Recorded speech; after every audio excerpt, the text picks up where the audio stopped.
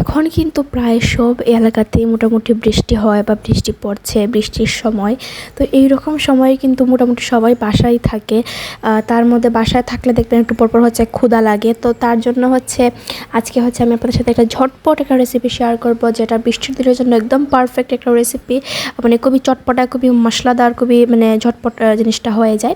তো ফার্স্টেই হচ্ছে আমি উপকরণগুলো দেখিয়ে দিলাম। তারপর হচ্ছে আমাদের লাগবে হচ্ছে একটা শসার হাফ।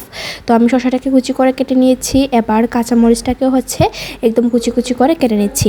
এবার লাগবে হচ্ছে একটা টমেটো। সো টমেটো আমি হাফ দিব, আমি সব কিছুরই হাফ ইউজ করছি।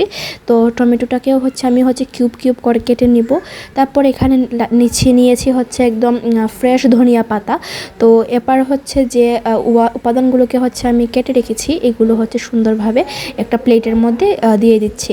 এবার আমি এখানে এড করতে যাচ্ছি রুচির যে ঝাল চানাচুরটা, এইটাতে হচ্ছে অনেক বেশি ফ্লেভার থাকে এবং এটা মানে চানাচুর মাখা স্পেশালি এইটা দিয়ে করলে অনেক বেশি মজা হয়। তো এই যে দেখতে পাচ্ছেন এখানে আমি 2টা চানাচুর নিয়েছি। তো 2টা চানাচুরই হচ্ছে আমি এখানে দিয়ে দিচ্ছি। আর আপনারা যে কোনো চানাচুর ইউজ করতে পারেন, খোলা চানাচুর ইউজ করতে পারেন, তাতেও কিন্তু অনেক মজা হয়। তারপর হচ্ছে এখানে লাগবে হচ্ছে মুড়ি। তো এই যে দেখতে পাচ্ছেন মুড়ি নিয়েছি, মুড়ি হচ্ছে এখন কেটে নিচ্ছি। আর পরিমাণ মতো এখানে আমি মুড়িও অ্যাড করব।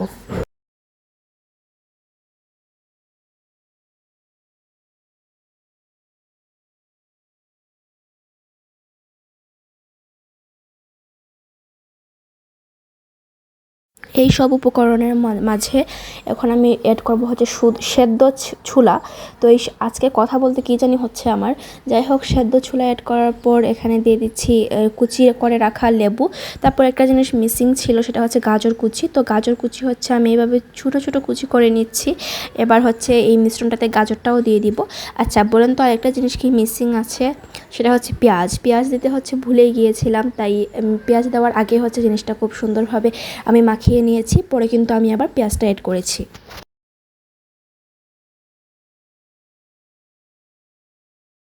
এই যে দেখতে পাচ্ছেন পেঁয়াজ হচ্ছে একদম একটা পেঁয়াজ নিয়েছি, একটা পেঁয়াজ হচ্ছে আমি একদম কুচি কুচি করে কেটে নিয়েছি। এবার এই কুচি করে রাখা পেঁয়াজটাও এখানে দিয়ে দিব, দিয়ে আর একটু সুন্দর করে মাখিয়ে নিব। তারপরেই কিন্তু আমার এই মজার ছানাচুর মাখাটা হয়ে যাবে।